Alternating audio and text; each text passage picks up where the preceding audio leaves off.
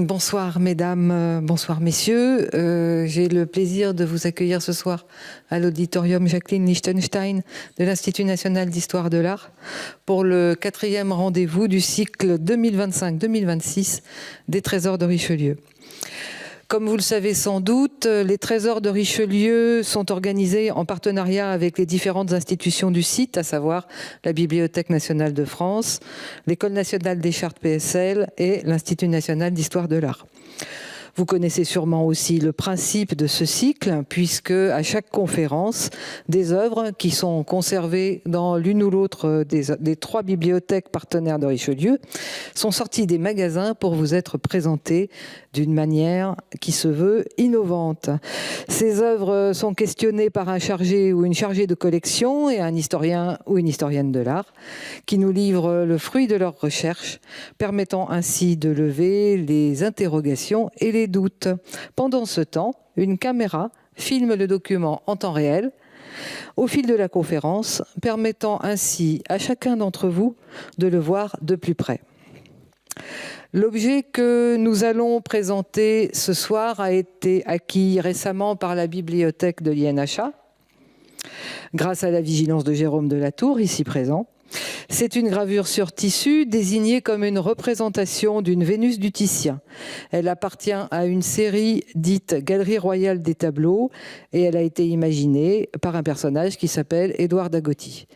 Cette gravure, je n'en dirai pas beaucoup plus pour ne pas dévoiler l'essentiel, tirée sur velours est unique et c'est l'un des seuls témoignages de l'activité de la manufacture d'impression sur soie et velours de coton fondée en 1778 par le frère aîné d'Édouard, le chevalier Dagoty. La bibliothèque de l'INHA possède par ailleurs d'autres exemples de cette technique, mais Jérôme vous en parlera tout à l'heure. Nos 2 intervenants sont aujourd'hui Françoise Mardrus, qui est conservatrice du patrimoine, directrice des études muséales et de l'appui à la recherche au musée du Louvre depuis 2023. Elle a rejoint le musée du Louvre en 1988 pour participer à la conception du projet muséographique du Grand Louvre. Adjointe au chef du service des travaux muséographiques de 1990 à 1997, puis chargée de mission auprès de la direction du musée du Louvre, Françoise Mardrus a coordonné les grands projets du musée, ainsi que les aménagements architecturaux et muséographiques du Palais du Louvre et du Jardin des Tuileries. En 2013, elle a piloté la préfiguration du centre Dominique Vivant-Denon, lieu d'études et de recherche dédié à l'histoire du Louvre et des musées. Elle en assure la direction depuis 2015. Un mot sur la nouvelle direction des études muséales et de l'appui à la recherche. Cette direction, ce service, département, direction, a pour mission de soutenir, valoriser et diffuser la recherche scientifique conduite au musée du Louvre.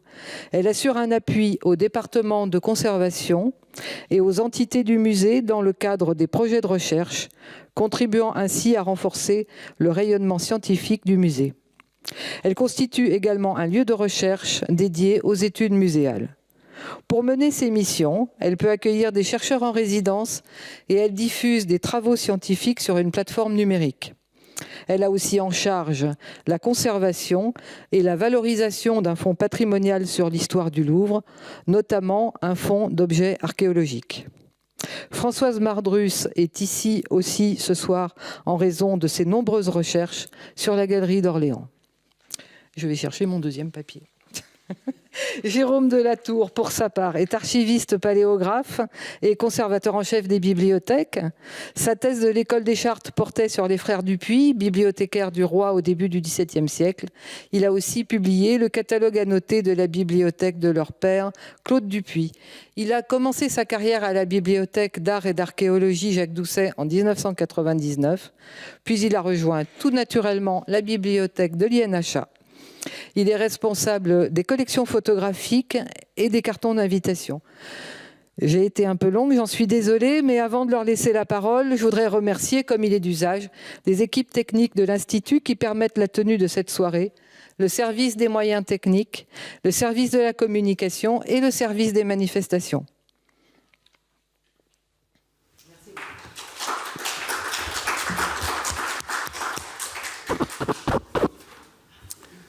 Merci Carole pour cette présentation. Merci Françoise d'avoir accepté de se plier à cet exercice avec moi ce soir. Merci Jérôme. Et je vous propose d'entrer tout de suite dans le vif du sujet. Georges, si vous pouvez éclairer vos lumières et éclairer le document. Voilà. Alors, Carole vous en a déjà parlé un petit peu. Ça fait quelques années que je travaille un peu par hasard, finalement, sur l'Ida Gauthier, parce que dans la collection Jacques Doucet, dont la bibliothèque de l'INH est héritière, il y a une belle collection de gravures de la famille Gauthier d'Agoty. Et quand la bibliothèque a dû déménager dans la salle Labrouste, on a remué pas mal de documents, programmé des restaurations et notamment des estampes sur tissu qui nous viennent donc de Jacques Doucet. Et donc, depuis ce temps-là, je suis les ventes à la recherche de pièces qui pourraient compléter notre collection. Et coup de chance extraordinaire, comme ça arrive parfois, il y a un petit peu plus d'un an, je tombe sur cette pièce qui est en vente dans une nouvelle maison de vente à Saint-Ouen, présentée effectivement comme une Vénus. Alors vous allez voir, il y a cette signature sur la gauche, Titien Pinxit, donc peint par Titien, et puis de l'autre côté, Édouard d'Agoty, Sculpsite, 1780, numéro 1. Voilà. Alors, on voit que l'état de cette pièce est très mauvais. Hein. Alors, c'est une gravure en couleur, je vais y revenir dans un instant, sur tissu, et pas sur n'importe quel tissu, sur velours. C'est quelque chose de tout à fait exceptionnel pour l'époque où ça a été produit, 1780. Ça mêle plusieurs techniques très complexes à mettre en œuvre, des techniques d'impression. D'abord, on va en parler dans quelques instants, gravure en couleur, véritablement en couleur, et ensuite imprimé sur tissu, et pas n'importe quel tissu, du velours dont les poils bougent. Donc, imprimer sur velours à cette époque, c'est très compliqué. Comme vous l'a dit Carole, c'est une pièce unique. La gravure en elle-même est connue ailleurs, et vous verrez au cours de mon exposé notamment l'épreuve qui se trouve à la Bibliothèque nationale de France, mais c'est la seule épreuve qui soit sur tissu, ce qui la rend particulièrement intéressante. Je vais essayer de vous le prouver. Voilà, on peut passer au PowerPoint maintenant. Et un petit avant-propos sur les Dagoty. Je ne sais pas si vous connaissez cette famille de graveurs du XVIIIe siècle qui ont attaché leur nom à une technique de gravure très particulière, qui est le premier grand procédé de reproduction en couleur, ce qu'on appelle aujourd'hui la quadrichromie. Le procédé CMJN, c'est-à-dire que pour produire une image en couleur, on part de 3 couleurs primaires, bleu, rouge, jaune, et une planche de noir. Alors, je vous ai mis comme illustration une planche très célèbre du père de la famille, si je puis dire, le patriarche de la famille Gauthier d'Agoty au XVIIIe siècle, qui est Jacques-Fabien Gauthier d'Agoty. Sa planche, sans doute aujourd'hui la plus célèbre, qui a été surnommée l'ange anatomique. J'y reviendrai dans un instant. La planche date de 1746. Alors, là, je ne vais pas entrer dans les détails, mais la famille Gauthier d'Agoty donc, est rattachée à cette technique et traîne, je dirais, une sorte de légende noire qui vient largement du père, donc Jacques-Fabien Gauthier d'Agoty. Pourquoi ? Parce qu'on l'a accusé, dès l'époque, d'avoir, entre guillemets, volé la technique, l'invention d'un autre. En l'occurrence, un certain Leblond, un Allemand, qui a inventé le principe de la quadrichromie au début du XVIIIe siècle.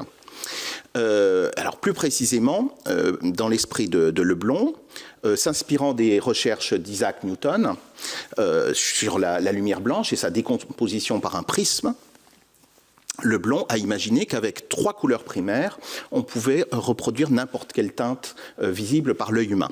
Une invention totalement géniale. Alors, Jacques-Fabien Gauthier d'Agoty a été l'élève de Leblond et, en quelque sorte, a accaparé l'invention de Leblond et après le décès de Leblond, a réussi à obtenir un privilège exclusif pour exploiter l'invention de Leblond.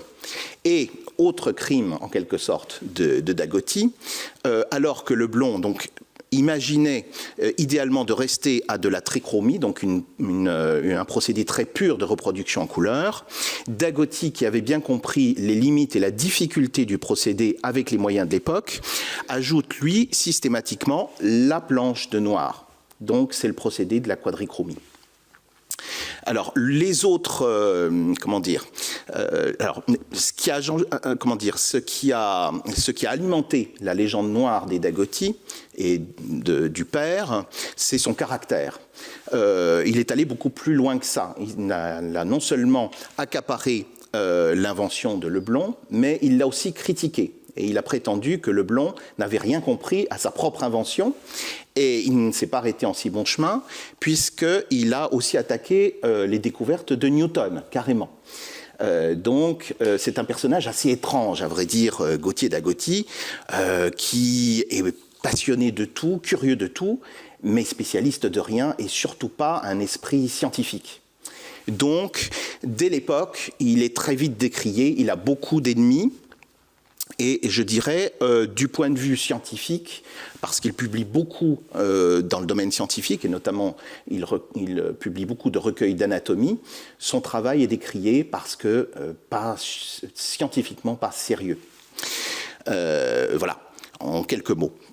Alors, donc, cette légende noire des Dagoty va se poursuivre grosso modo jusqu'au XXe siècle.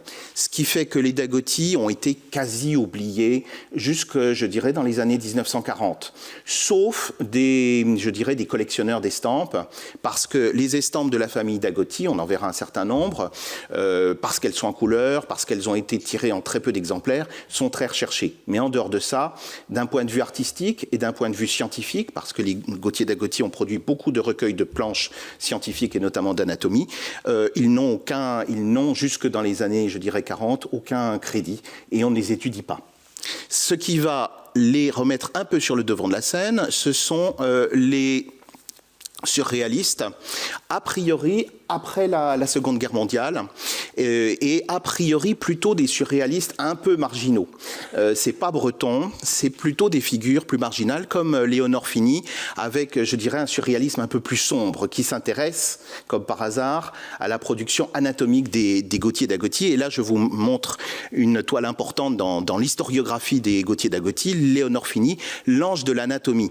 Pourquoi je vous montre cette œuvre? C'est parce que je suppose que c'est Léonore Fini, qui a inventé l'expression d'ange anatomique qu'on attribue à cette planche depuis lors. Et si on avance un peu dans le temps, vous avez ce célèbre ouvrage de Georges Bataille, Les larmes d'Eros, en 1961, qui va poursuivre, qui va faire la continuité avec Léonore Fini pour remettre les Gauthier Dagoty sur le devant de la scène, en publiant à la fois la peinture de Léonore Fini et l'ange anatomique que vous voyez ici. Et puis encore plus récemment, vous avez Jacques Prévert qui va s'emparer du sujet en faisant un collage à partir de l'ange anatomique en 1970. Alors, malgré tout, du point de vue, je dirais, esthétique, les Gauthier Dagoty ont toujours très mauvaise presse aujourd'hui. Et c'est assez mérité, il faut le dire, hein, ça je ne vous le cache pas. D'un point de vue artistique, le travail des Dagoty n'est pas exceptionnel. Et il y a deux auteurs importants du XIXe siècle, je dirais des arbitres des élégances, qui vont, je dirais, assassiner le travail des Gauthier Dagoty au milieu du XIXe siècle. Ce sont les Goncourt, dans un ouvrage paru en 1866. Vous voyez l'aspect triste et désagréable de ces planches, le noir de leur trame embouée comme d'essuiement de couleur à l'huile, leur vernissage enfumé, leur ton verdâtre et jaunâtre de majolique les condamnait auprès du public. Cette réputation leur colle toujours à la peau, je dois dire. Et pour comparaison, alors là, vous avez un portrait de la reine Marie-Antoinette, portrait officiel, qui a été originellement peint par l'aîné des fils Dagoty. qu'il a gravé lui-même par ailleurs, avec la technique de la quadrichromie. Et effectivement, alors, on peut imaginer que c'est une épreuve d'essai, qu'elle n'est pas parfaite, mais effectivement, vous avez quelque chose d'assez grisâtre. Et je vous ai mis ici, en comparaison, une reproduction à une autre échelle du même portrait, par un autre graveur de l'époque, Janinet, mais qui utilise une autre technique. Vous n'avez pas de la quadrichromie ici, vous n'avez pas un mélange des couleurs primaires, mais simplement des couleurs juxtaposées pour donner une image en couleur. Eh bien, le travail de Janinet, c'est ce que les Goncourt apprécient, parce que, évidemment, c'est plus net, c'est plus propre, je dirais même propret, alors qu'ils n'aiment pas beaucoup le travail des Dagotti qu'on voit de façon assez typique à gauche. J'en finis par ce préambule pour rentrer dans le vif du sujet. Donc, je vous ai parlé du père Jacques-Fabien Gauthier Dagotti, 1711-1785, sur cet arbre généalogique. Nous avons la chance d'avoir son portrait en bas. Il a eu 5 fils. Et le père a visiblement tenu à ce que ses enfants fassent perdurer la technique qu'il prétendait avoir inventée, donc la quadrichromie. Et effectivement, tous ces enfants, ces 5 enfants, vont essayer de faire perdurer cette technique. Et je dois le dire, ils vont tous à peu près échouer. Ce soir, nous allons parler du second Édouard, dont vous avez vu la signature tout à l'heure, 1744-1783. Vous voyez qu'il est mort avant son père. Alors, nous avons la chance d'en avoir un beau portrait, qu'on suppose être Édouard, parce qu'il en existe aussi une gravure, vous voyez, qui est très proche, et qui a été gravée en quadrichromie par un personnage qu'on considère comme l'élève d'Édouard Dagotti, Carlo Lasigno. Voilà. Alors, vous voyez, c'est typique des Dagotti. Je ne sais pas si vous arrivez, j'aurais peut-être dû le zoomer dessus, la légende qui est en bas de l'image, où on dit « Portrait d'Édouard Dagotti, inventeur de la gravure en couleur ». Alors, lui aussi, décidément, lui aussi a inventé la gravure en couleur. Alors qu'il ne l'a pas inventé, il a juste repris le procédé de son père, qui lui-même n'avait rien inventé, comme nous l'avons vu. Alors, que sait-on d'Édouard Dagotti? Son premier grand œuvre date de 1773.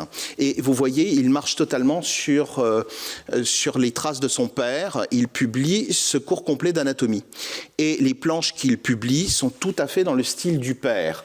Donc, par rapport à ce que faisait Leblond, qui a fait quelques planches superbes en trichromie, Édouard Dagotti fait des planches qui sont beaucoup moins subtils et qui emploient les mêmes procédés un peu faciles de son père, à savoir pour ses anatomies, un fond bleu-vert et de la chair très rouge par devant. C'est très efficace visuellement, mais d'un point de vue esthétique, c'est assez pauvre. Vous voyez aussi ce nu au milieu qui n'est pas d'une qualité extraordinaire. En tout cas, il publie ce recueil en 1773 et ça lui permet de trouver des commandes auprès de riches mécènes par la suite. En effet, dans les années qui suivent immédiatement, il se rend à Karlsruhe et il travaille pour la margravine de Bade. La margravine de Bade, à cette époque, avait une collection extraordinaire de botanique. Elle avait un jardin botanique et elle souhaitait faire publier sa collection selon la classification récente de Carl von Linné. Et donc, il travaille pour elle pendant plusieurs années. Il produit des centaines de planches. Malheureusement, l'affaire tourne court parce que la margravine lance une souscription pour produire son ouvrage et le financer, mais elle le voit tellement grand, elle veut publier tellement de planches que personne n'est prêt à payer pour sa publication. Et donc, après quelques années, l'affaire tourne court et manque de chance, les 200 et quelques planches qu'avait produites Édouard Dagotti ont disparu pendant la Seconde Guerre mondiale. Actuellement, on n'en connaît que cette pauvre petite gravure qui est conservée à Londres. Donc dans les années qui suivent, Édouard Dagoty travaille un peu à droite et à gauche. Et il faut qu'il gagne sa vie, tout simplement. Alors toujours comme graveur. Et donc par exemple là vous voyez en 1776-1778, il se met au service entre autres de Barthélemy Faujas de Saint-Fond, qui est un géologue, et il produit des planches extrêmement variées. Alors parfois en couleur, vous voyez ce petit papillon, parfois selon des procédés plus simples et en noir et blanc.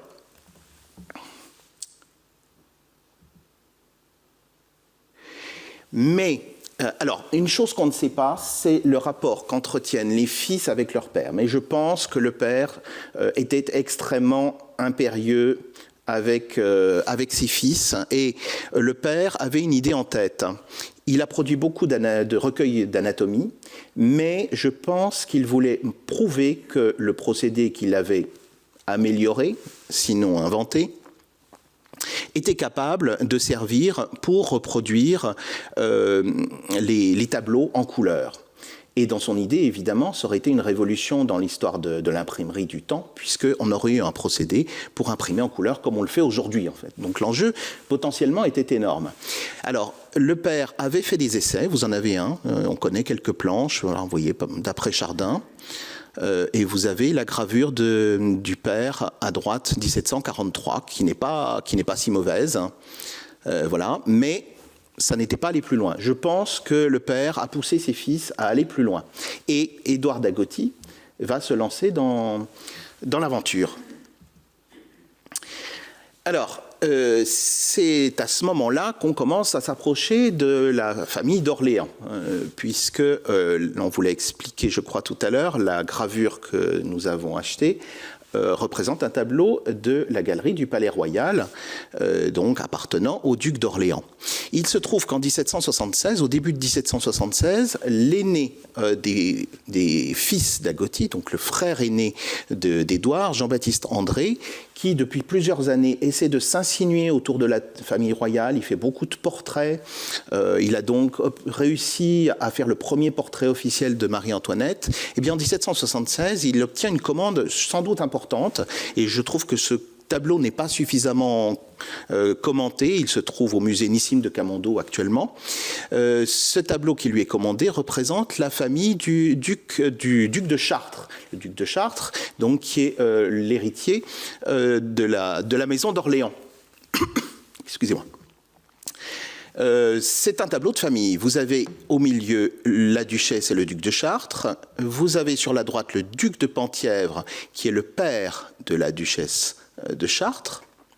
Vous avez derrière le prince de Lamballe, qui est le fils aîné du duc de Penthièvre, décédé très tôt.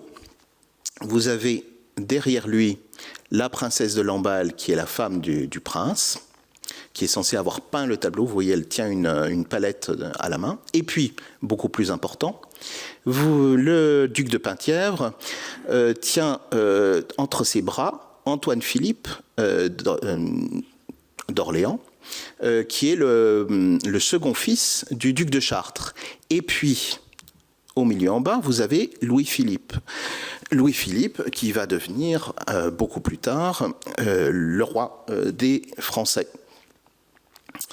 Donc ce tableau a une importance, je dirais, c'est un manifeste dynastique en fait. Françoise Mardrus va vous en parler dans quelques instants. La famille d'Orléans en France à cette époque-là est toujours considérée comme une famille, comment dire, un challenger en quelque sorte. Et à l'époque où ce tableau est produit en 1776, Louis XVI n'a toujours pas d'héritier, il n'en aura qu'en 1781. Et je pense que c'est un peu une façon d'affirmer la puissance et la santé, si je puis dire, de la famille, du clan d'Orléans en quelque sorte, puisque le duc de Chartres, qui va devenir duc d'Orléans en 1785, lui a déjà 2 héritiers. En tout cas, ce qui est important à retenir pour les Dagoty, c'est que le frère aîné d'Édouard a reçu cette commande. Donc ça veut dire qu'il est il a ses entrées en quelque sorte dans la famille d'Orléans. Il jouit d'une certaine renommée dans la famille. Et donc je pense que c'est par ce biais qu'Édouard Dagoty s'est rapproché lui aussi de la famille d'Orléans et qu'il a imaginé ce qu'on va voir ensuite, à savoir un projet qui paraît en souscription dans le Journal de Paris en décembre 1780.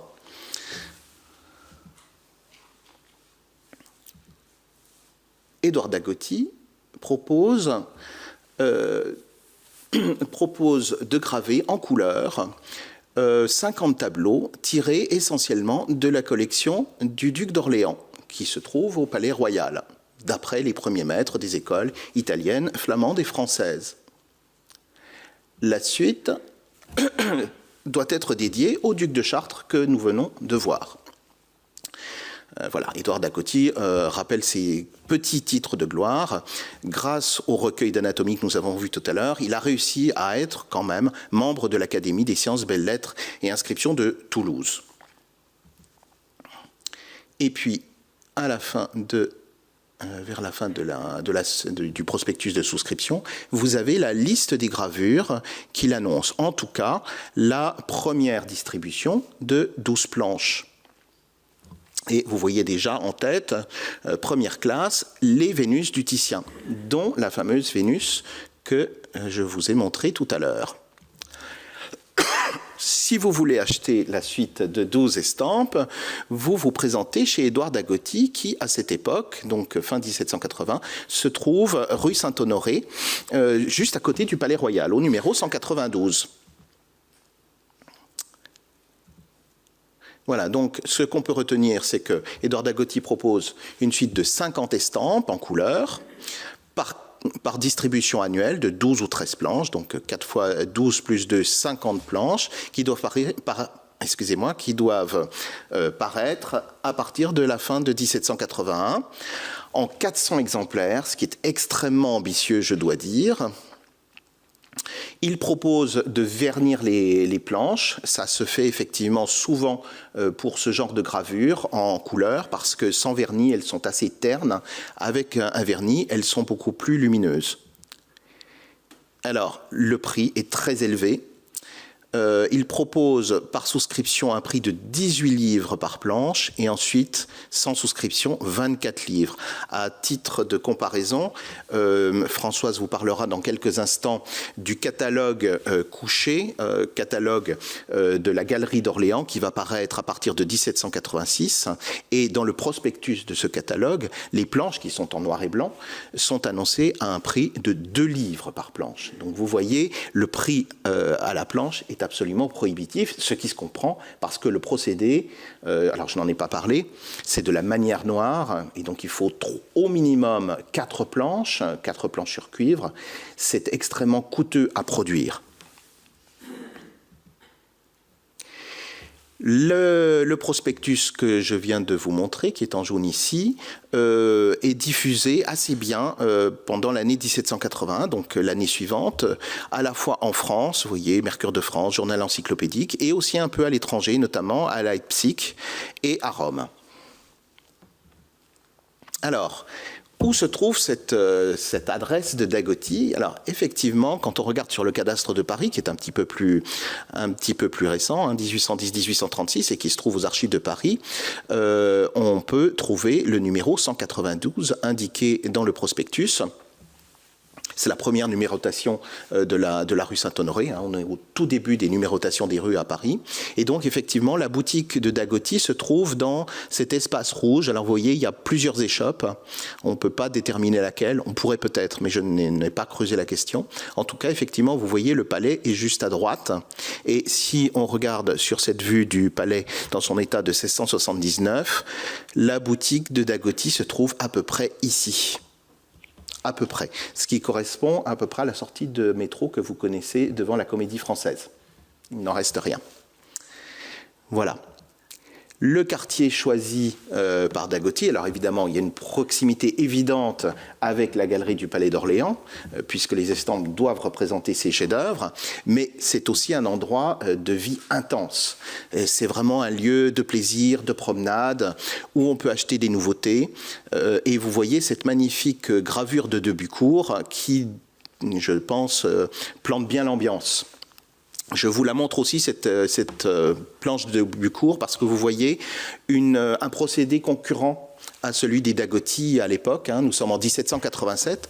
Là encore, Debucourt ne recourt pas du tout au procédé des Dagoty. Ça n'est pas de la quadrichromie, c'est juste une juxtaposition de couleurs et avec un autre procédé, l'aquatinte, qui est beaucoup plus facile à mettre en œuvre que la matière noire. Mais je cède la parole à Françoise qui va vous expliquer tout le contexte du Palais Royal et sa vie intense à l'époque. Merci, cher Jérôme. On peut peut-être repartir de la précédente, encore avant. Voilà. Oui, je pense. On va partir de là parce que, en effet, là en plus vous avez les deux périodes chronologiques, 17e, deuxième moitié 17e et début 19e siècle. Il y a eu de grands changements. En fait, les grands changements qui apparaissent sur le Palais Royal, qui aujourd'hui n'ont plus laissé de traces, sont évidemment entre ces deux fourchettes chronologiques. Parce que, comme Jérôme l'a très bien rappelé, donc on voit évidemment ces boutiques en rez-de-chaussée, vraiment qui donnent sur la rue, qui se trouvent là sur la place du Palais Royal. Mais en effet, ce Palais Royal était jusqu'en 1642 celui que vous avez sous les yeux. C'était le palais cardinal, conçu par le cardinal de Richelieu, par Jacques Le Mercier, grand architecte donc du règne de Louis XIII, et il avait conçu là, face au Louvre, demeure des rois de France, son palais. Richelieu meurt en 1642, il offre, il donne, il lègue au roi de France ce palais qui va devenir donc Palais Royal. Il est légué à la couronne de France. Louis XIII meurt un an plus tard, en 1643, donc ne profitera pas de ce don, mais en revanche, évidemment, le petit Louis XIV, monsieur, etc., connaîtront notamment au moment de la Fronde, ils connaîtront évidemment les appartements héritage de la période du cardinal de Richelieu. Donc il faut partir de cette période-là qui est très importante parce que ce palais royal va être à un moment donné délaissé en effet et ce sera l'Académie de peinture et de sculpture qui va l'occuper jusqu'en 1692. Et en 1692, Louis XIV, alors je rejoins ce que disait Jérôme par rapport au tableau que vous avez vu avec la famille du duc de Chartres, la branche Orléans, attirance-répulsion. C'est vrai qu'à un certain moment, en effet, cette idée de mettre un peu loin de Versailles, hors de Versailles, il y avait déjà Saint-Cloud, mais au Palais Royal, de conférer donc en apanage le Palais Royal à la famille d'Orléans, qui allait lui permettre en effet de se déployer au cœur de Paris, mais finalement dans un périmètre qu'on pensait plus restreint. C'était mal connaître en effet Monsieur, le frère du roi, qui jusqu'en 1701, jusqu'à sa mort, va engager des transformations considérables et notamment mettre au goût du jour, c'est-à-dire l'arrivée aussi d'un style beaucoup plus libre, avec beaucoup plus de décoration, et ce style qui est déjà un style rocaille, qui annonce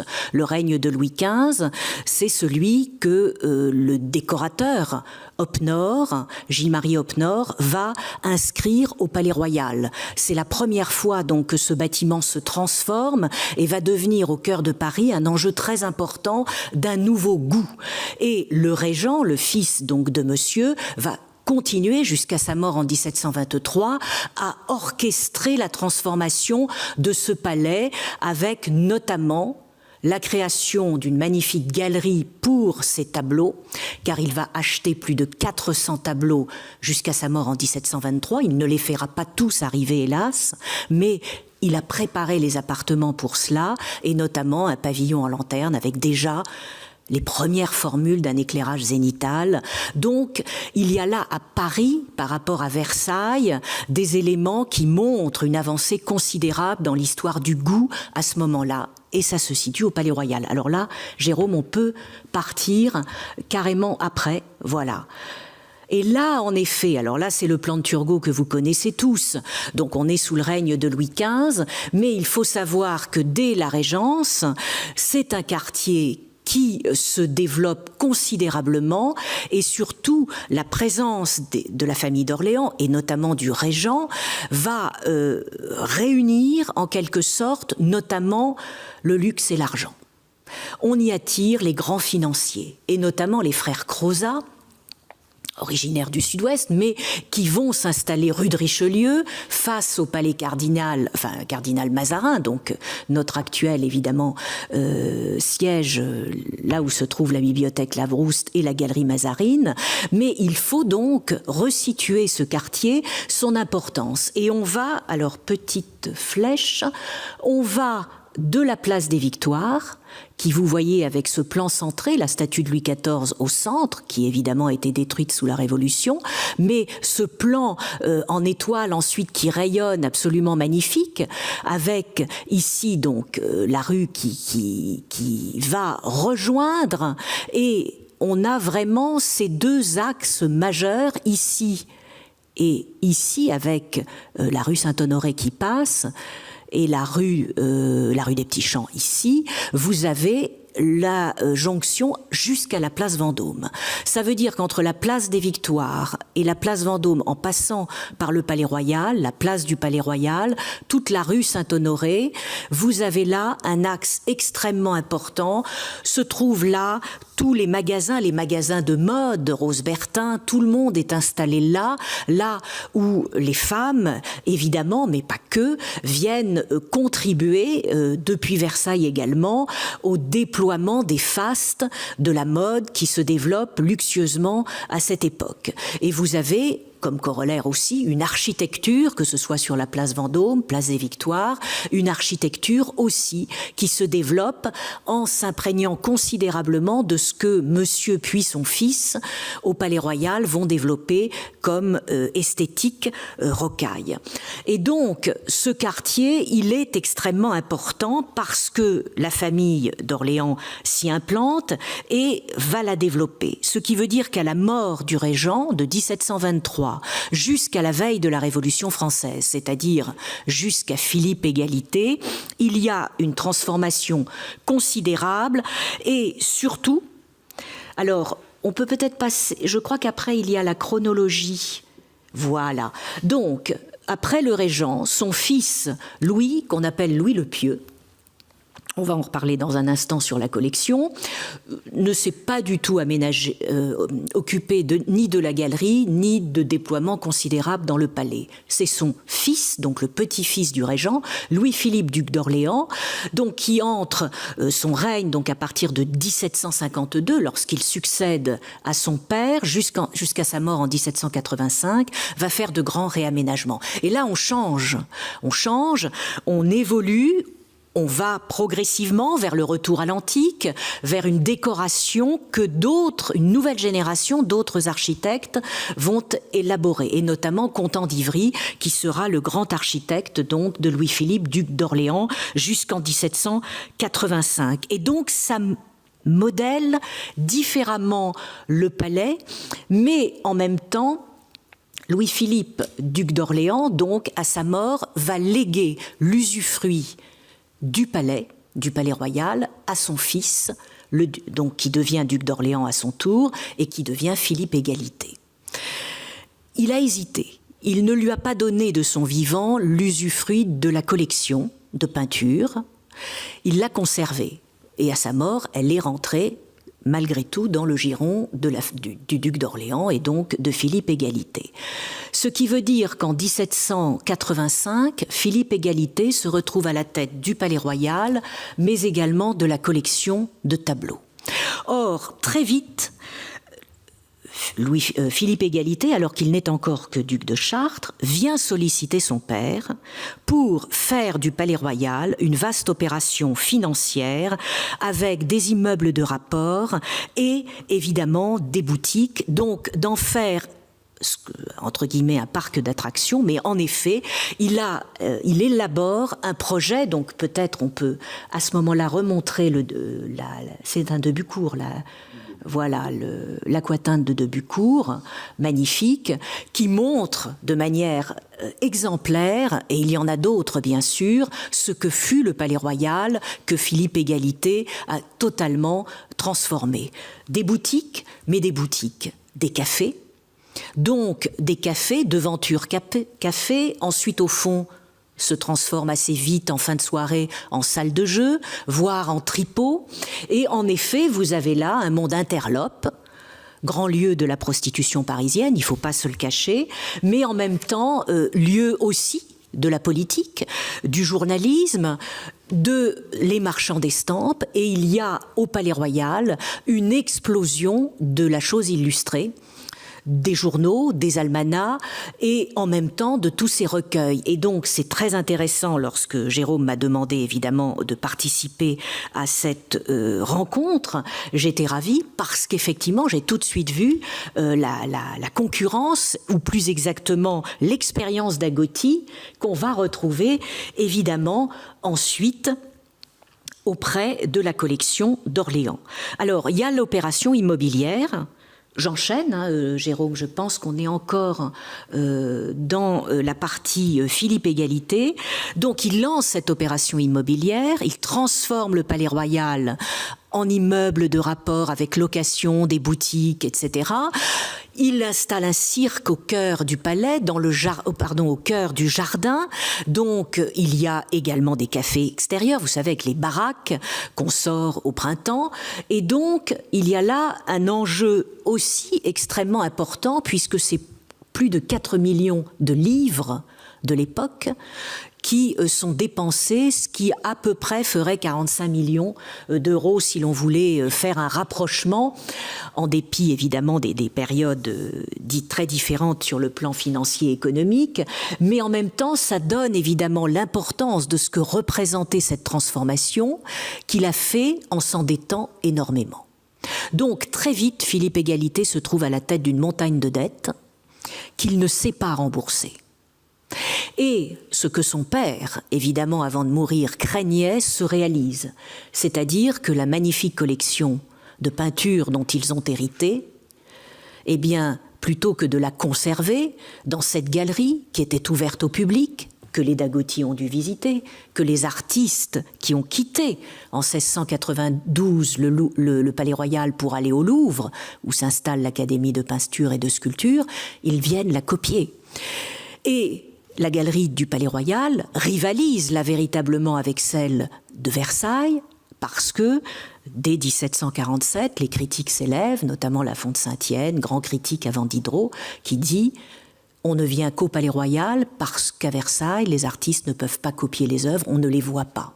Elles sont enfermées dans les appartements. » D'où la naissance du Muséum au Louvre. Progressivement, il faut montrer cette collection, et donc le Régent est un modèle. Mais Philippe Égalité, avec sa montagne de dettes, eh bien, il va se trouver contraint, en effet, d'envisager la vente de la collection. Et à partir de ce moment-là, c'est une collection qui est, j'allais dire entre guillemets, perdue pour la France, parce qu'on est à la veille de la Révolution. Donc, je ne vais pas évidemment rentrer dans les détails, mais c'est quand même un enjeu très important sur lequel on va revenir. Je pense qu'après, nous avons le modèle des recueils, peut-être.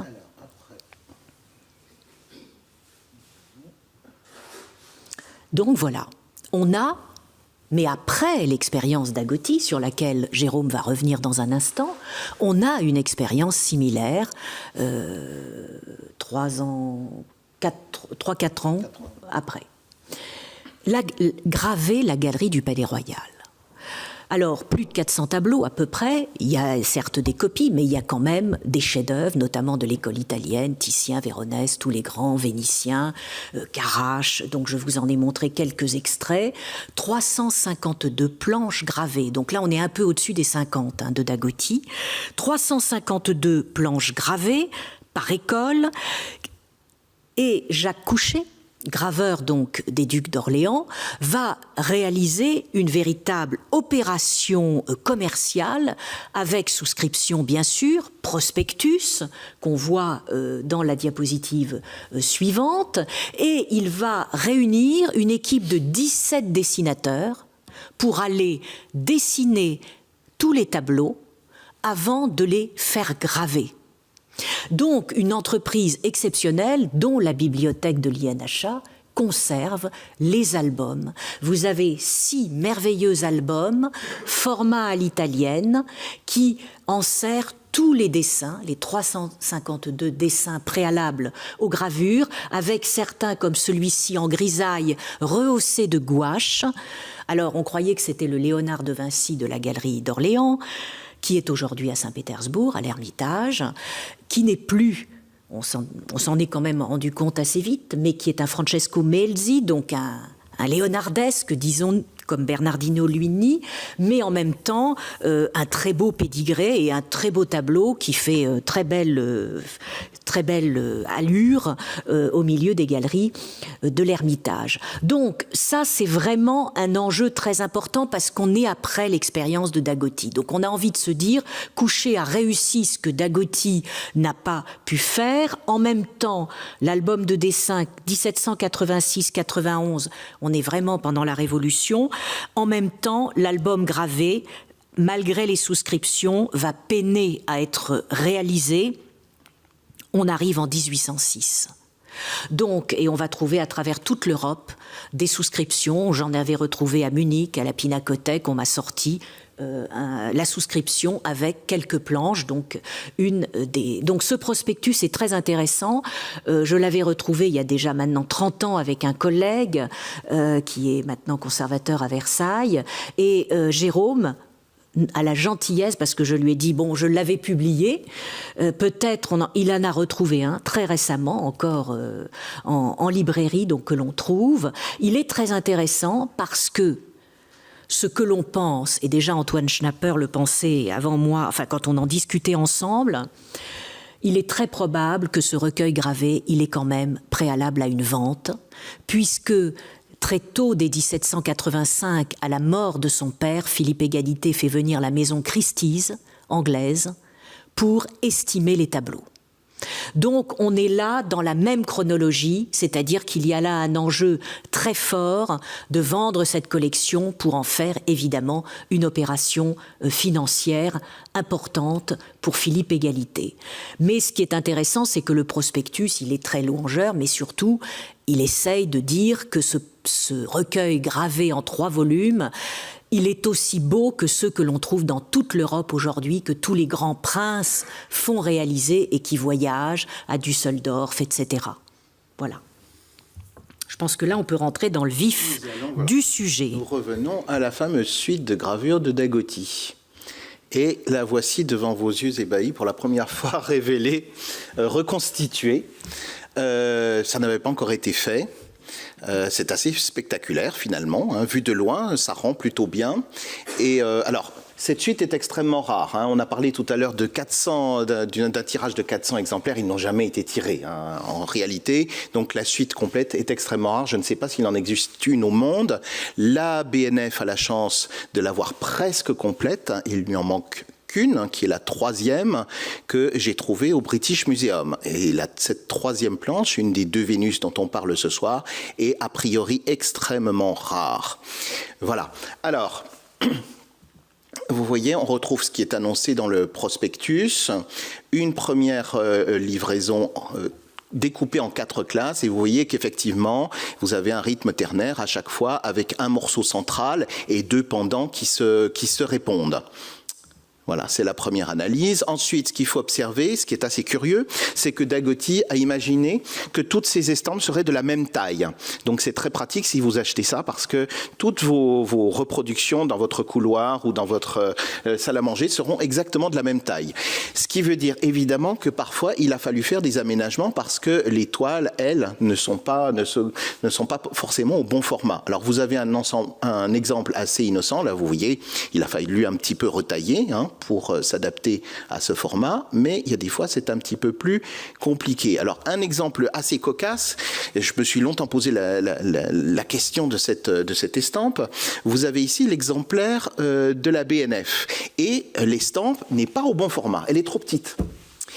Mais à l'INHA, nous avons une autre épreuve, et celle-ci a cette étrange bordure en pierre, complètement absurde, mais apparemment certains souscripteurs de Dagoty se sont plaints que la planche de Joseph et la femme de Poutifar n'était pas au format, et donc ils ont réclamé avoir leur estampe au bon format, et donc le pauvre Dagoty a été obligé de faire sa série de planches en couleur pour ajouter cette bordure absurde et rentrer, si je puis dire, dans les clous. Un autre exemple, vous avez ce beau tableau de Lebrun qui est aujourd'hui au Louvre. Et vous allez voir que pour rentrer dans le format, il a fallu faire quelques concessions. Donc, à nouveau, on coupe un morceau à un endroit, on élargit d'un autre, et on est obligé aussi de modifier un peu la composition. Vous voyez ici, on a dû baisser les nuages, les rapprocher de la tête, on a remonté un coussin.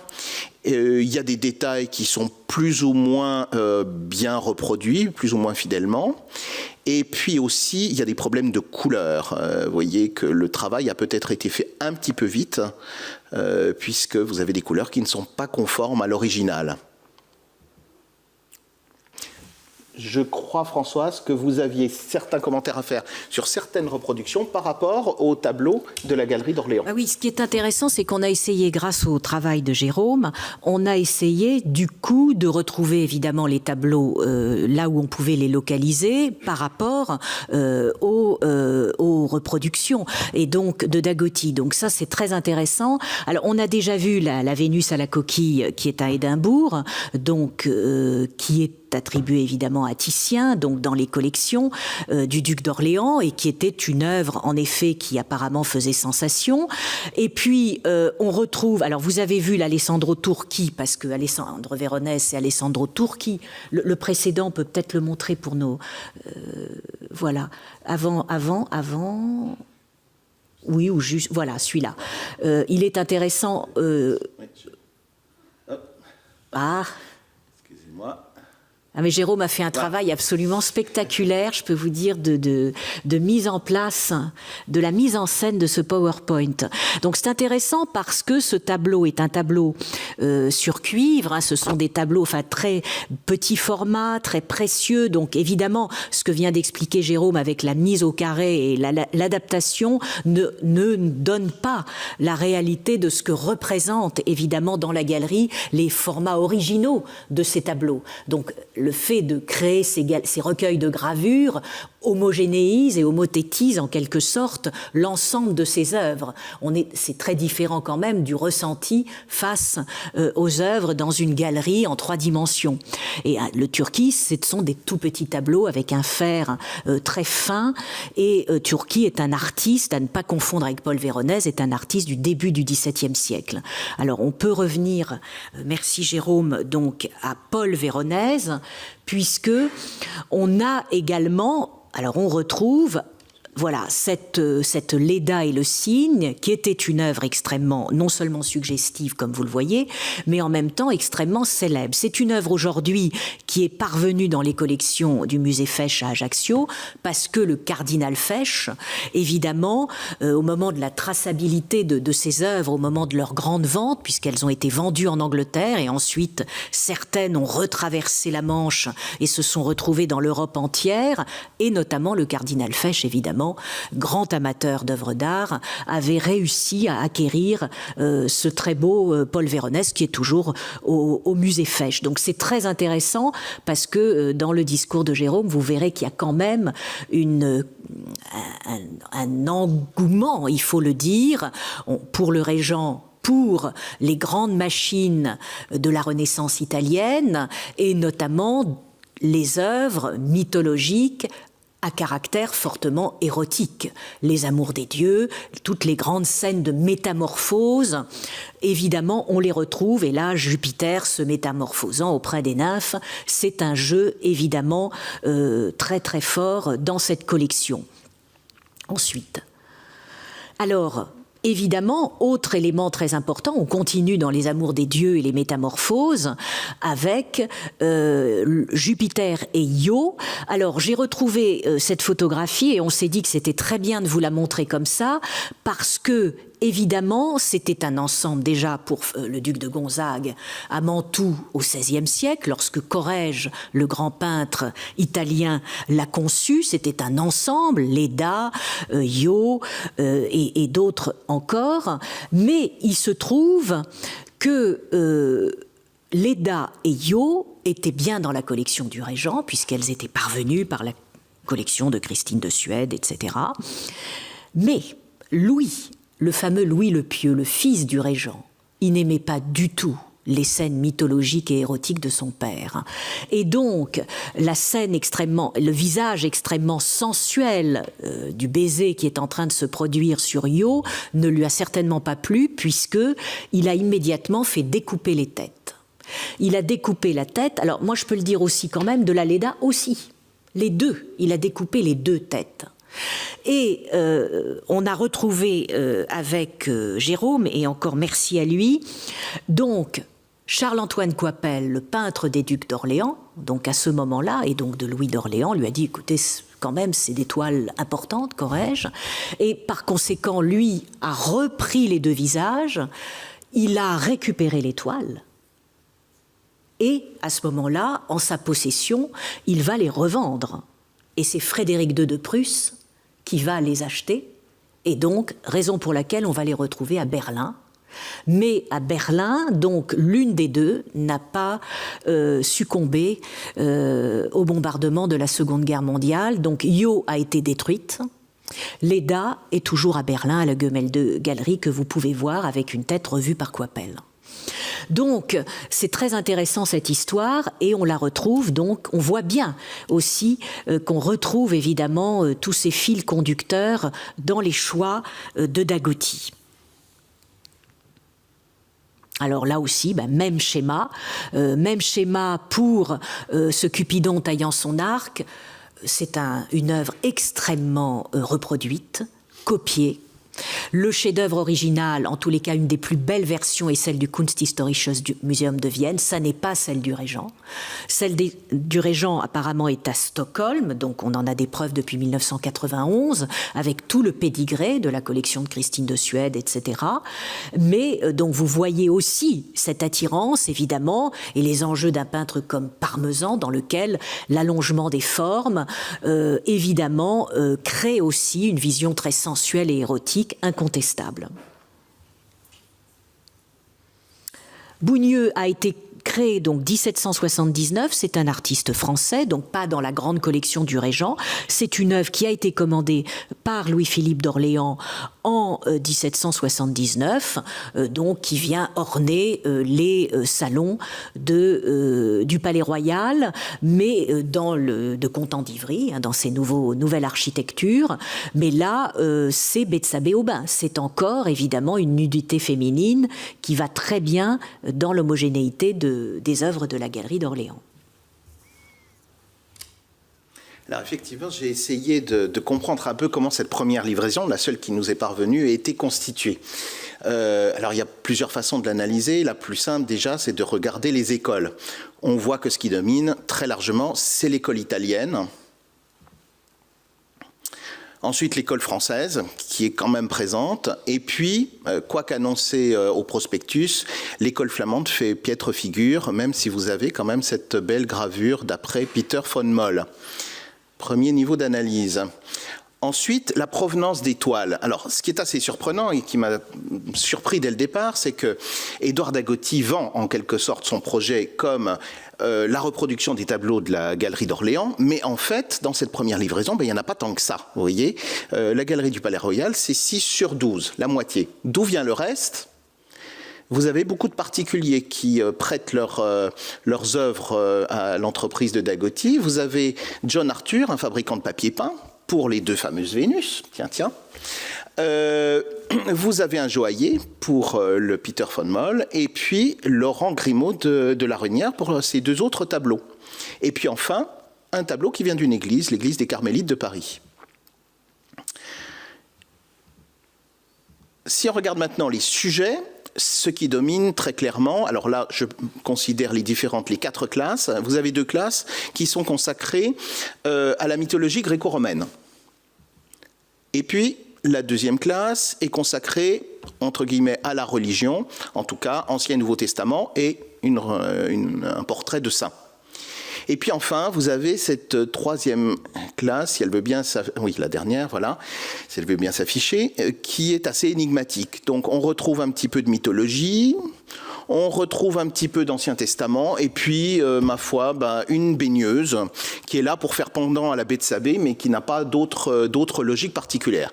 Et je vous avoue qu'après avoir mené cette analyse, j'étais totalement perplexe. Qu'est-ce qu'a voulu faire Dagoty ? Parce qu'au fond, on ne sait pas en plus dans quoi s'inscrit le projet de Dagoty. Alors Françoise a esquissé l'idée que c'est peut-être une première entreprise pour faire une publicité en quelque sorte de la galerie du Palais Royal, mais on n'en sait rien. On ne sait pas quel est le but poursuivi par Édouard Dagoty, sauf de montrer que la technique qu'il emploie est la bonne pour reproduire des tableaux. Et puis ce sont les souscripteurs, en fait, puisqu'on a leur liste, qui m'ont mis la puce à l'oreille.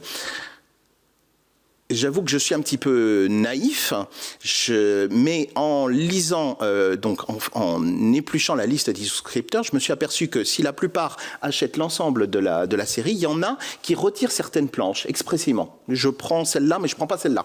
Et quelle planche ils retirent ? La Marie-Madeleine et le Saint-François. Et effectivement, quand vous retirez ça, qu'est-ce que vous voyez comme dénominateur commun, comme le disait Françoise ? La nudité, en fait. Donc, le véritable sujet de cette première livraison, c'est la nudité. Mais on peut aller plus loin. Et on arrive à nos fameuses Vénus, la première classe. Voilà. Alors, dans son prospectus et à divers endroits, Édouard Dagoty parle des 2 Vénus du Titien. Vous voyez, à gauche et à droite. Les 2 Vénus du Titien. Déjà à cette époque-là, ça fait assez souvent référence à 2 Vénus qui se trouvent à la Galerie des Offices à Florence, qui a ouvert, je crois, en 1765. C'est tout récent, c'est tout neuf. On peut la visiter. C'est comme la Galerie du Palais d'Orléans. Voilà. Alors, est-ce que c'est la source ? Est-ce que c'est ce que Dagoty a en tête ? Vous avez les 2 tableaux ici, très célèbres. La Vénus d'Urbino, la Vénus et Cupidon, 2 tableaux du Titien, effectivement. On peut comparer. Ça ne marche pas tellement. Mais, quoique, il y a quand même un point commun.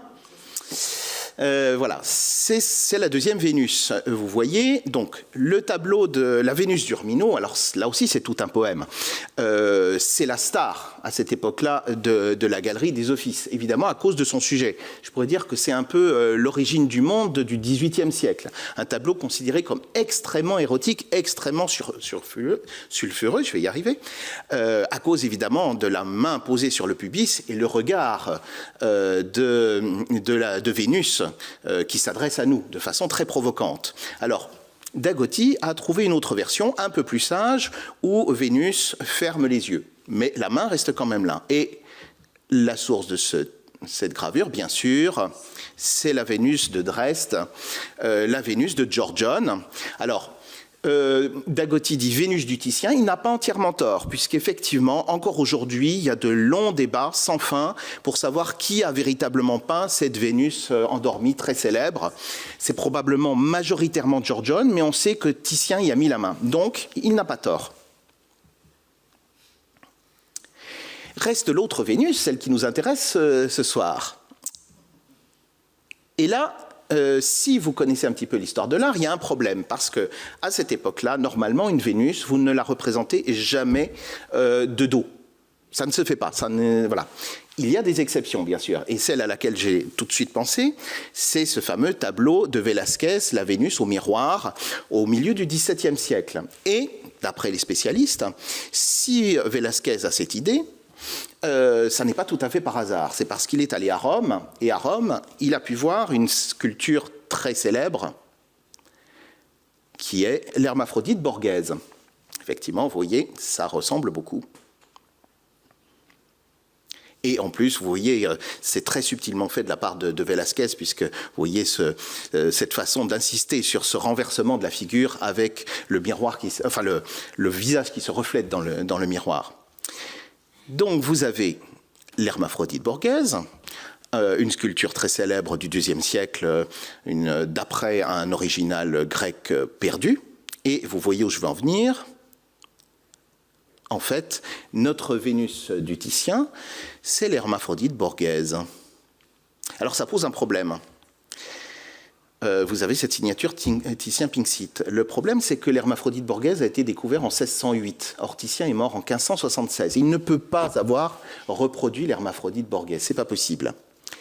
Quoique, en menant mes recherches, je suis tombé un peu par hasard, avec un peu de chance, sur un autre tableau qui représente une autre version de l'Hermaphrodite endormi antique, qui est l'Hermaphrodite Ludovisi, qui se trouve aux Offices à Florence. Et vous avez dans la collection de Frédéric de Prusse, dont on a parlé tout à l'heure, ou en tout cas catalogué, inventorié en 1766, dans le catalogue de la collection de Frédéric de Prusse, ce tableau qui est décrit comme étant de Titien. Et je dois dire, ça m'intrigue beaucoup, parce qu'on n'a pas connaissance que Titien ait jamais eu affaire avec l'Hermaphrodite Borghese ni Ludovisi. Et de façon générale, quand on parle de ce célèbre modèle antique, c'est plutôt à partir du XVIIe siècle. Quand savait-on à la Renaissance, on n'en sait rien.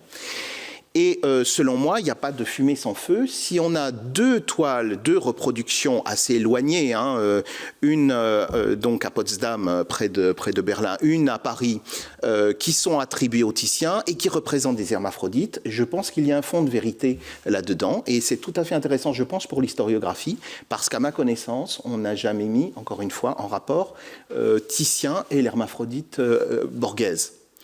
Donc, affaire à suivre. Évidemment, ça a des implications intéressantes parce que ça a pu influencer les tableaux de Titien, même si en général, il ne représente jamais de Vénus de dos comme ici. Je ferme cette parenthèse, mais qui est intéressante.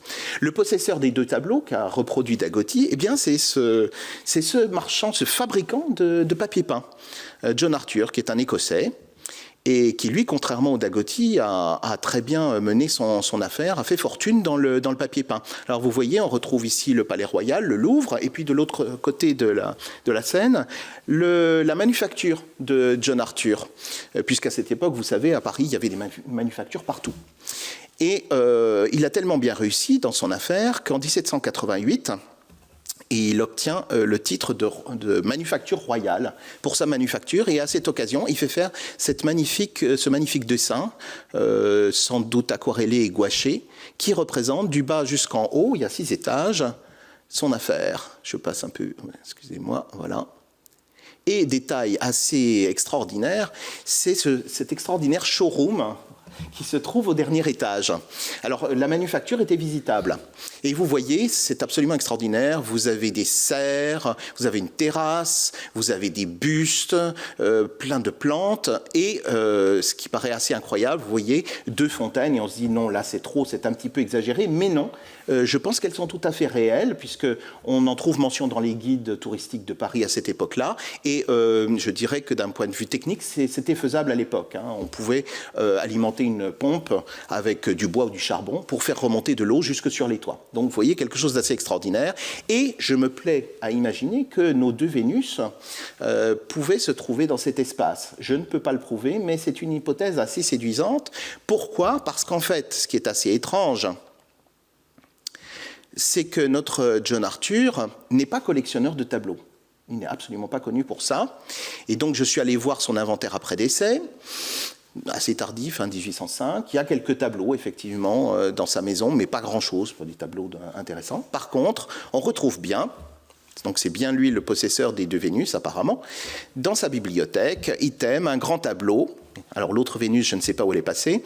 Un grand tableau peint sur toile représentant une Vénus endormie, dans son cadre de bois doré, prisé 120 francs. Alors d'ailleurs, 120 francs, c'est un élément intéressant, puisque à cette époque-là, 1805, un tableau considéré comme authentique de Titien se vend au minimum 10 fois plus cher. Donc l'expert qui a fait la prisée n'a pas considéré que c'était un tableau de valeur. En tout cas, le mystère demeure. Pourquoi ce John Arthur avait ces deux tableaux, je l'ignore. La question qui est sous-jacente, c'est est-ce que Dagotti était conscient que ce qu'il appelait Vénus du Titien, en fait, n'était pas une Vénus? Alors, que savait-on de l'hermaphrodite antique en France au XVIIIe siècle? Eh bien, je dirais que les peintres, les artistes en général, en tout cas les artistes officiels, passés par l'Académie, et les savants, les antiquaires, connaissaient très bien l'hermaphrodite au XVIIe siècle. En 1679, il a été commandé pour les jardins de Versailles une reproduction sculptée de l'hermaphrodite borghèse, que vous voyez ici, et qui va disparaître au cours du XVIIIe siècle. Par ailleurs, donc les grands antiquaires de l'époque, que ce soit Caylus en 1759 ou Winkelmann en 1767, écrivent tous les deux sur l'hermaphrodite endormi, antique, et le présentent, je dirais, comme la quintessence de l'art, en fait. Pour une raison très simple, selon eux, c'est que l'hermaphrodite combine les beautés, les perfections, les beautés des deux sexes, en fait. Donc on ne peut pas faire mieux. Voilà. Maintenant, pour ce qui est des hermaphrodites réels, donc les personnes intersexes, il reste dans la conception du temps, qui est très négative. Au XVIIIe siècle encore, les personnes intersexes sont considérées comme des monstres, tout simplement. Au mieux, on considère que ce sont des femmes qui se font pousser un pénis, en quelque sorte, pour devenir des hommes, ce qui, là aussi, évidemment, est très mal vu.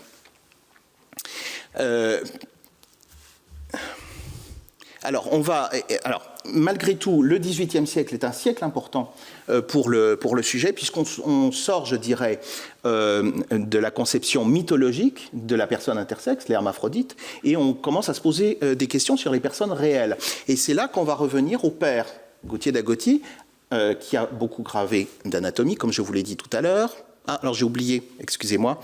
Pour la connaissance de l'hermaphrodite borghèse, oui, Hubert Robert, qui est garde des tableaux du roi à l'époque de Gauthier d'Agoty, d'Édouard d'Agoty, qui pense à l'aménagement du muséum, donc futur musée du Louvre. Vous avez une représentation de la grande galerie du Louvre. Il imagine une salle consacrée à Rome, avec toutes les vues des principaux monuments romains. Et vous voyez, il n'a pas oublié l'hermaphrodite dans le coin en bas à gauche, ce qui montre l'importance de cette sculpture pour les Français. Et comme vous le savez, Napoléon va acheter l'hermaphrodite borghèse en 1807 et il va entrer, comme vous le savez, au Louvre où il se trouve toujours. Voilà. Jacques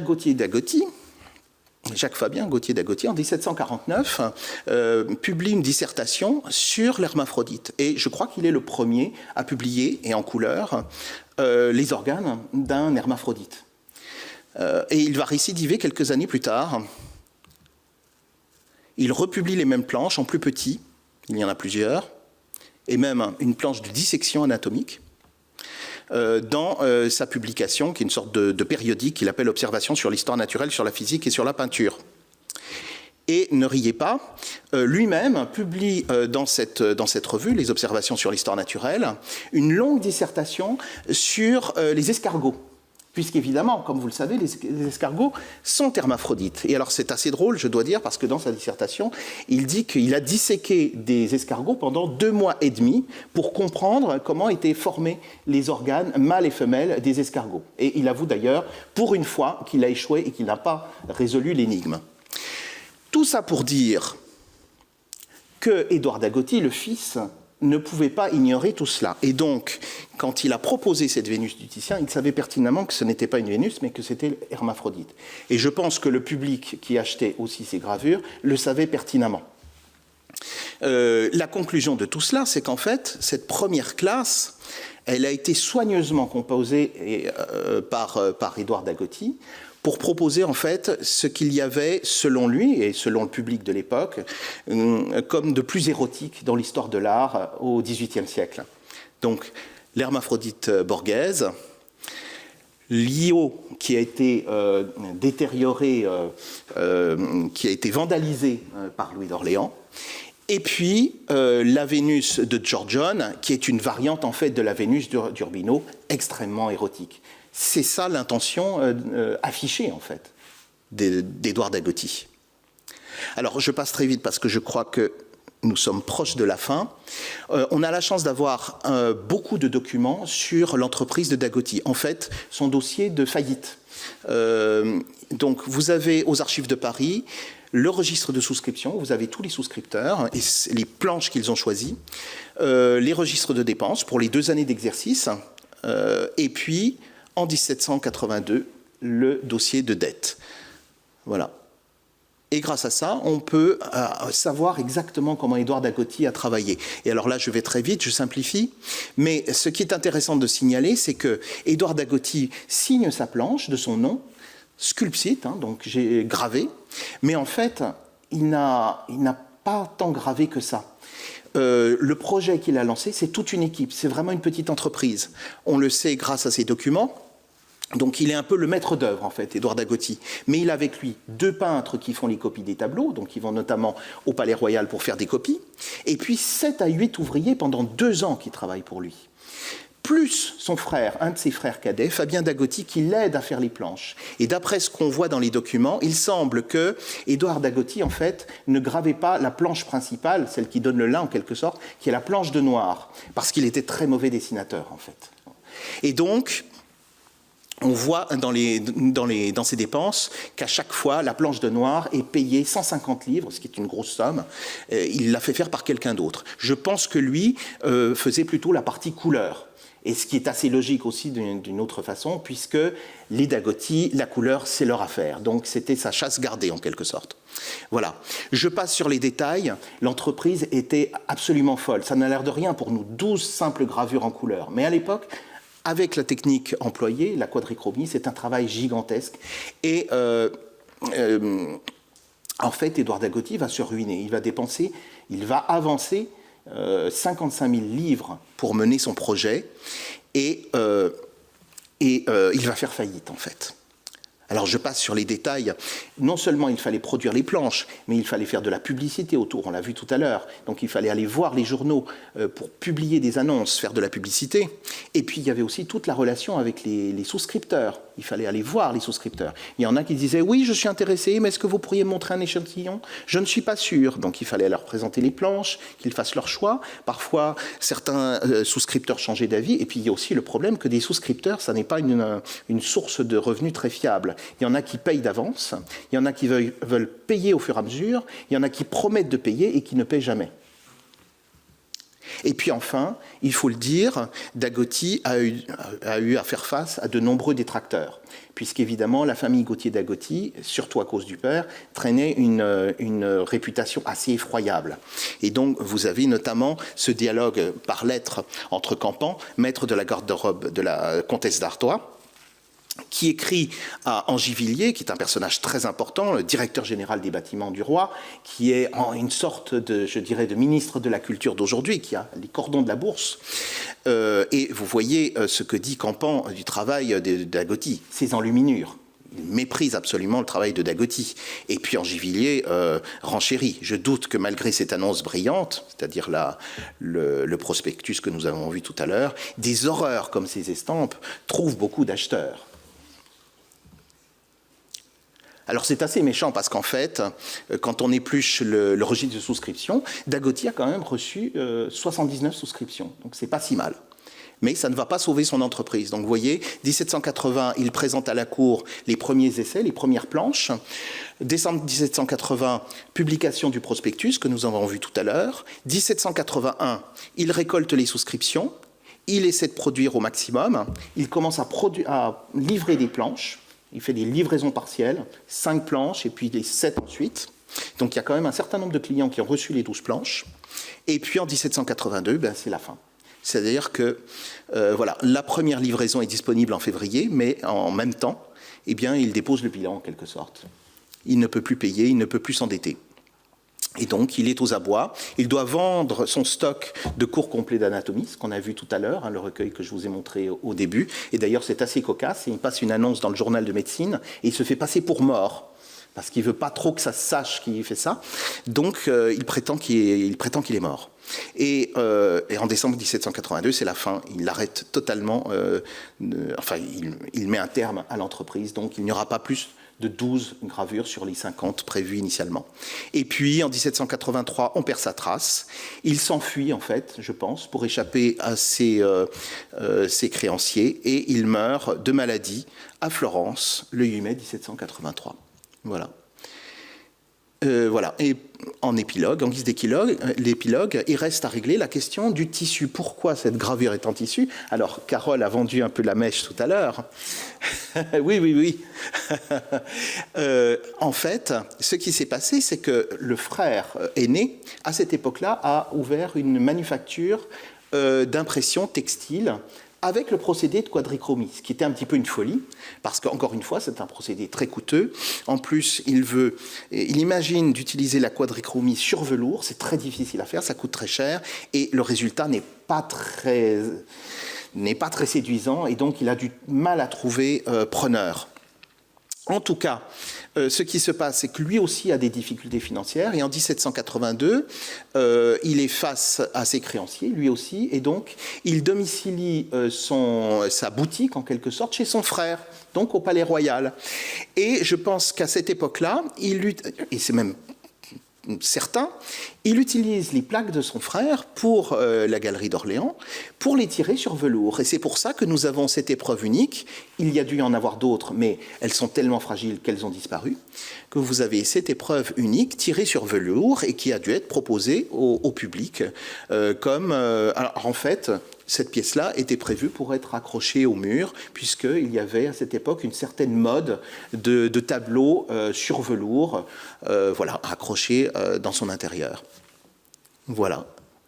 Et donc, je vous montre là aussi une des très rares pièces qu'a imprimé le frère aîné. Vous voyez, c'est dos de siège inspirés d'une pièce de théâtre de l'époque autour de la vie d'Henri IV, qui sont également dans la collection de l'INHA, achetée par Jacques Doucet.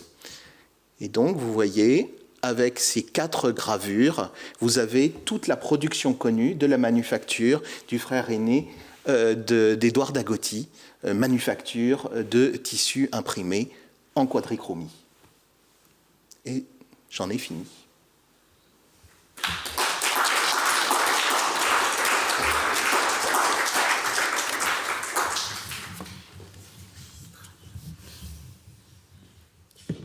Un grand merci, Jérôme et Françoise, pour cette conférence absolument passionnante.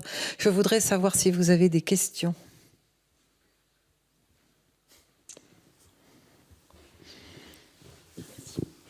Alors moi, je vais faire... c'est pas une question, c'est plutôt une remarque.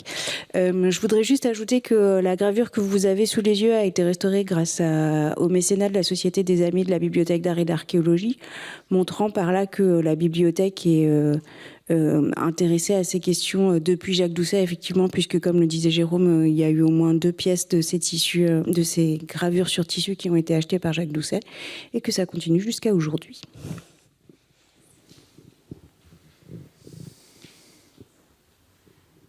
Est-ce que nous ne sommes pas dans la problématique de la deuxième moitié du XVIIIe siècle? Comment reproduire les chefs-d'œuvre connus en couleur et plusieurs fois? Parce que j'ai la même...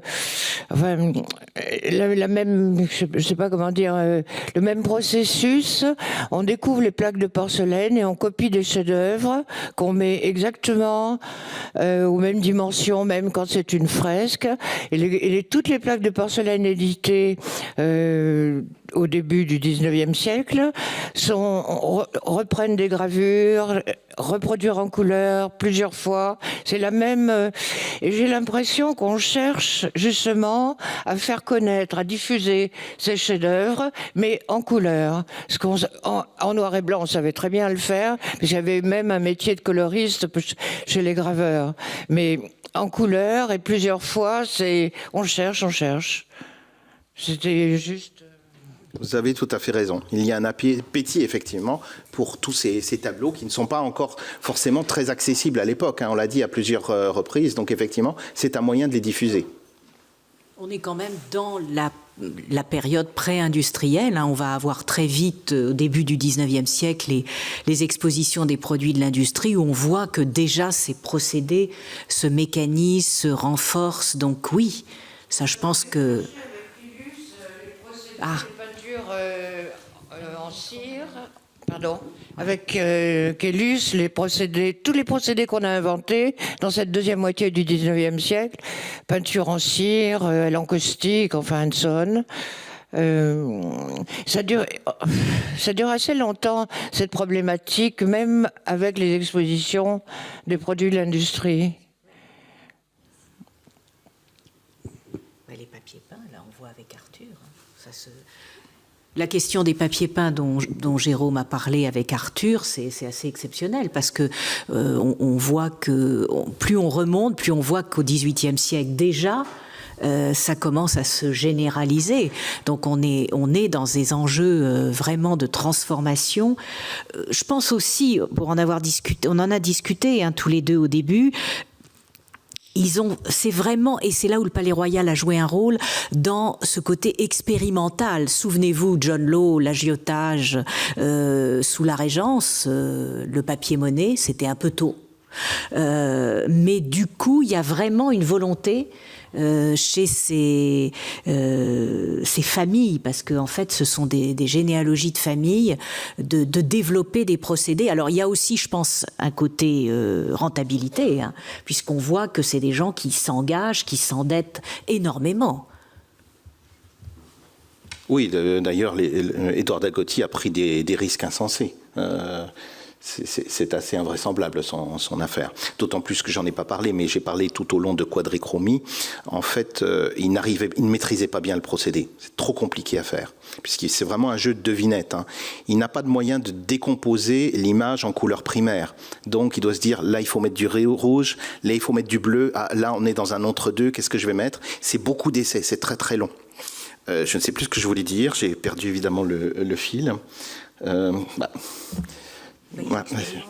Oui, mais oui, oui. Et Dagoty en fait utilisait 6 planches au lieu de 4 parce qu'il n'arrivait pas à mettre en œuvre le procédé. Et en fait, ce qui est assez cocasse dans l'affaire des Dagoty, c'est que les fils, sans doute à cause du père par derrière, se sont enferrés dans ce procédé de quadrichromie, alors qu'ils n'étaient pas mûrs, si je puis dire, au XVIIIe siècle. Ils n'étaient pas viables économiquement, et donc leur entreprise était vouée à l'échec, en fait.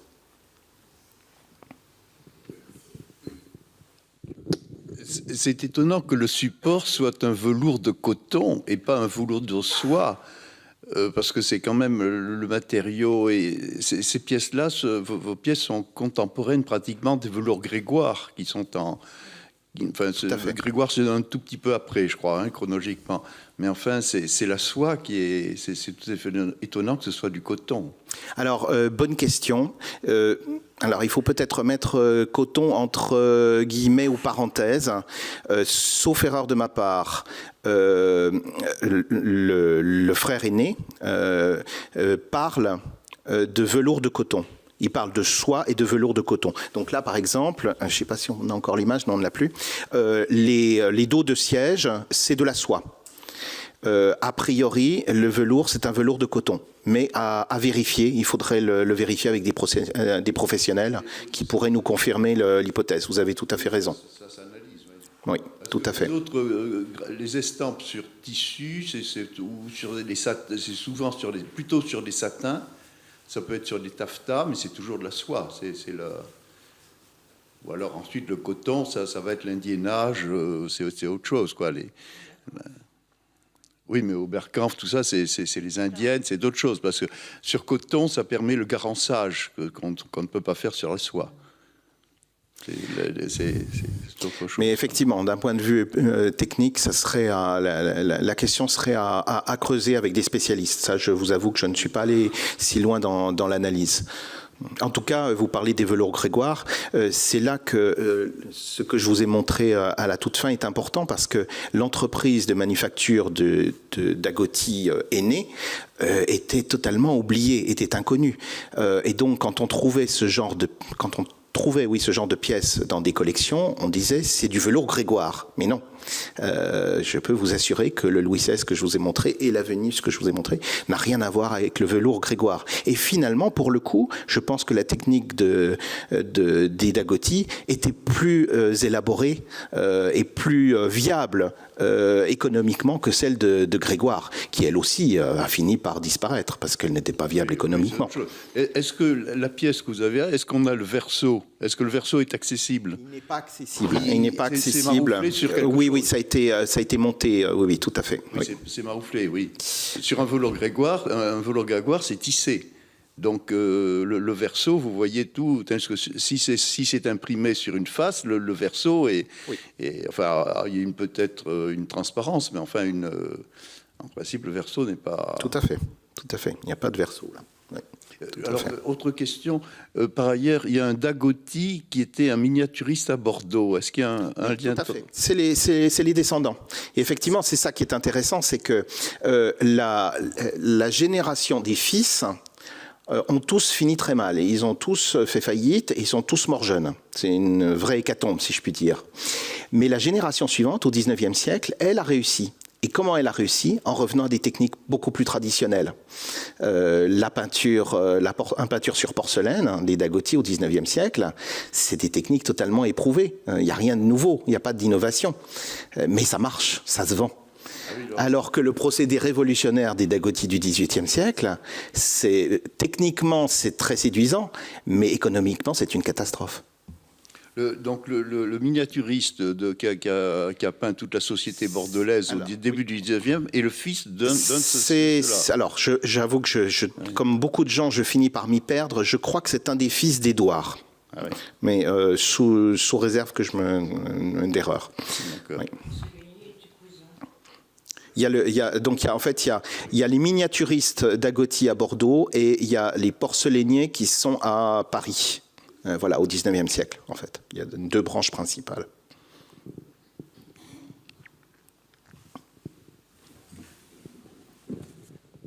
Il n'y a plus de questions. Je vous remercie pour votre présence. Avant de nous quitter, je voudrais vous rappeler que le prochain rendez-vous des Trésors de Richelieu aura lieu le 17 février prochain. Il sera consacré à un tout autre sujet, puisque le sujet proposé sera Raymond Cochetier, photographe de la Nouvelle Vague. Ce trésor sera présenté par Manon Dardenne, qui est conservatrice chargée des collections iconographiques et photographiques au département des arts du spectacle de la BNF, et Dominique Paini, commissaire d'exposition et critique de cinéma. J'espère que nous vous retrouverons à cette occasion. Je vous souhaite une très bonne soirée.